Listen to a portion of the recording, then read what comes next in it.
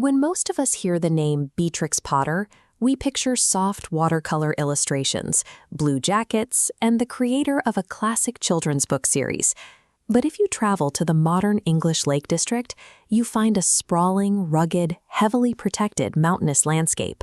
This vast terrestrial ecosystem remains untouched by developers today because that same author invested her literary earnings directly into the landscape itself.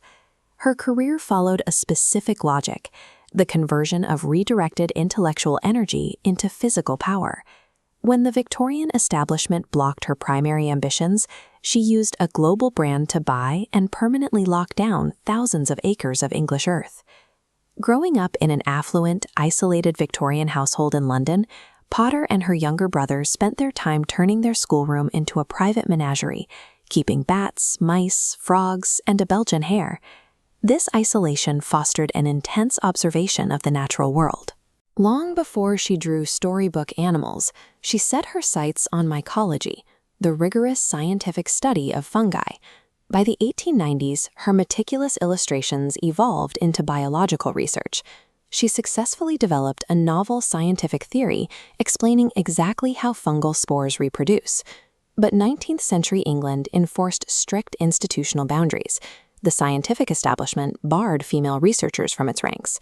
When she wrote a formal paper on her findings in 1897, she was forbidden from reading it herself.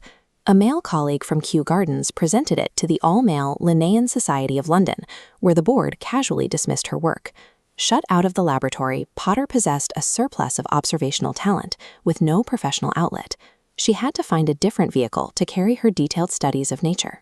She channeled that forensic attention to detail into storytelling, beginning in 1893 with an illustrated letter sent to the young son of her former governess.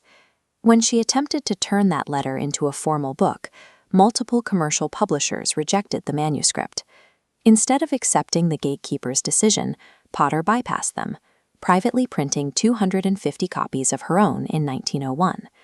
Those private copies sold out so quickly that a commercial publisher, Frederick Warne and Company, realized the error. They agreed to print The Tale of Peter Rabbit the following year, creating an instant bestseller. Potter proved she understood the mechanics of the publishing market.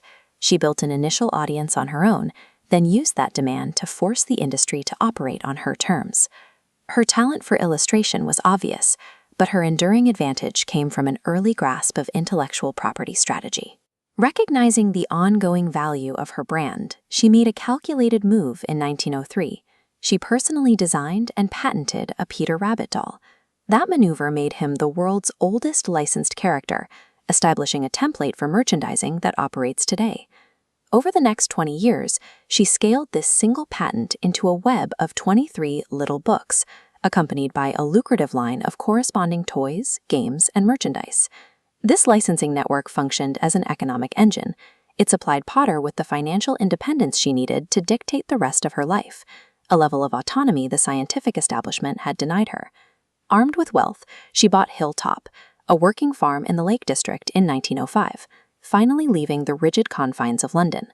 By 1913, she married a local solicitor and permanently relocated. Her priorities shifted away from writing children's books and toward the complex logistics of sheep farming. She mastered the region's tough agricultural conditions, becoming an expert, prize-winning breeder of the indigenous Herdwick sheep. She took the rigorous scientific methodology the Linnaean Society had rejected and applied it to livestock. She dominated this heavily male agricultural sector, eventually earning election as the first female president of the Herdwick Sheep Breeders Association. Potter used royalties from her publishing empire to outbid commercial developers, systematically acquiring 15 farms across Cumbria. Upon her death in 1943, she executed her final move. She left her entire estate, 15 farms, massive flocks, and over 4,000 acres, to the National Trust.